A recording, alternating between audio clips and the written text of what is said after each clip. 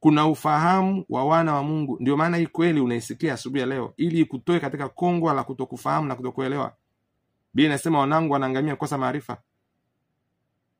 Narudia tena, ili andiko Timotheo wa pili sura ya 1 mstari wa 10 inasema na sasa inadhihirishwa kwa kufunuliwa kwake Mwokozi wetu Kristo Yesu, aliyebatili mauti. Maana aliyeondoa nguvu ya mauti kufanya kazi, aliyeondoa utawala wa mauti,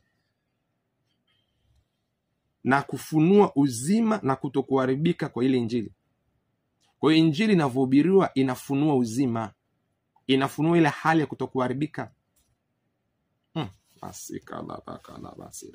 Andiko la ufunguzi linasema, tazama na waonyesha ninyi siri, hatutalala sote, bali sote tutabadilika. Hiyo ni Wakorintho wa kwanza sura ya 15 mstari wa 51. Mtoto wa Mungu anasema hivi, wengi huleta hoja kwamba watu kama Henoko na Elia ambao walichukuliwa na Mungu bila kufa lazima warudi tena duniani ili kwamba wafe kimwili.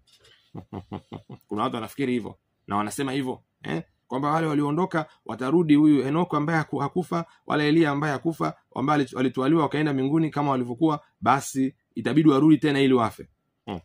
Na wanajaribu kutumia wale mashahidi wawili ambao kwenye Ufunuo wa Yohana yanazungumza kwamba watakuja katika zile siku za dhiki kuu kuhubiri Injili duniani. Wanasema wale wawili ndio Henoko na Elia.